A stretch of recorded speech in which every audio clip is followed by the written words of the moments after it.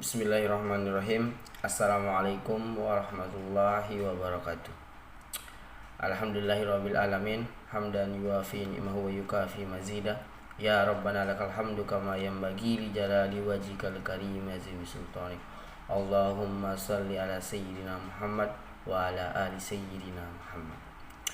Pertama-tama, marilah kita panjatkan puja beserta puji syukur kita kehadirat Allah Subhanahu wa taala yang telah memberikan kita berbagai macam nikmat. Di antaranya nikmat sehat, sempat yang kita dapat melakukan aktivitas seperti biasa. Kedua kalinya tak lupa kita aturkan selawat serta salam atas junjungan alam Nabi besar kita, yakni Nabi Muhammad sallallahu alaihi wasallam. Pertama-tama saya akan memperkenalkan diri dulu. Nama saya Ahmad Sahabuddin dari semester 5B. Nah, saya akan menjelaskan pengertian pengukuran. Pengertian pengukuran adalah suatu proses untuk menentukan luas ataupun kualitas sesuatu. Bisa juga diartikan sebagai suatu proses pengumpulan data atau untuk mengukur suatu objek dengan fakta-fakta tertentu. Nah, pengertian pengukuran menurut Al-Quran dan Sunnah Rasulullah SAW adalah Rasulullah SAW pernah bersabda dalam Al-Quran surah Al-An'am ayat 40 yang menjelaskan tentang pemberitahuan untuk mengetahui sejauh mana hasil pendidikan sejauh yang Rasulullah SAW, yang artinya berkatalah seorang yang mempunyai ilmu dari Alkitab, aku akan membawa singgasana untuk itu kepadamu sebelum matamu berkedip. Maka tatkala Sulaiman melihat singgasana itu terletak di hadapannya, ia pun berkata, ini termasuk karunia Tuhanku untuk mencoba aku apakah aku bersyukur atau mengingkari akan nikmatnya.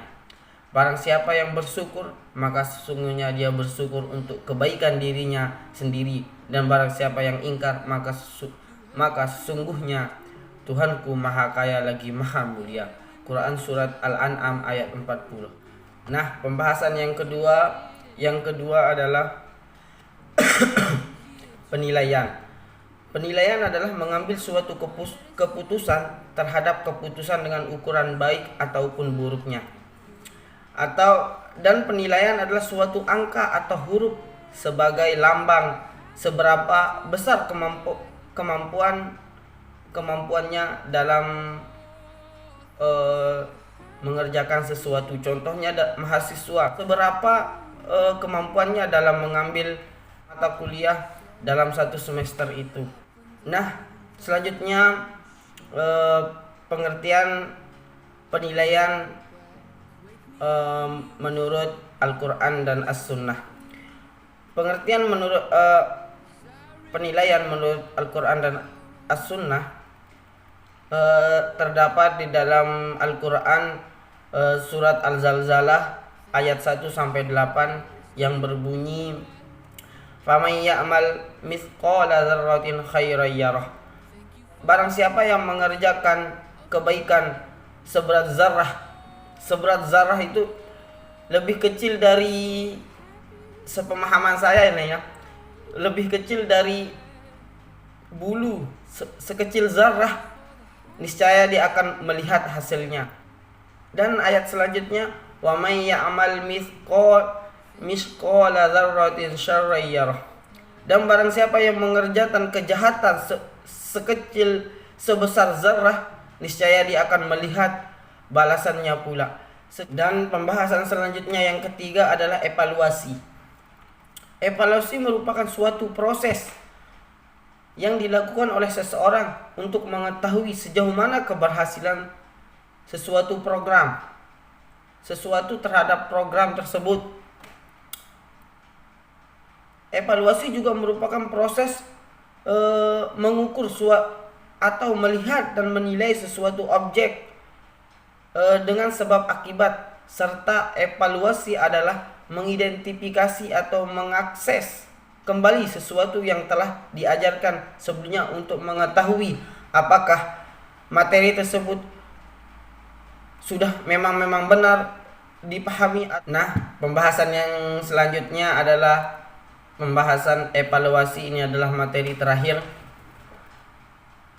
Evaluasi merupakan suatu proses yang dilakukan oleh seseorang untuk mengetahui sejauh mana keberhasilan terhadap sesuatu tersebut.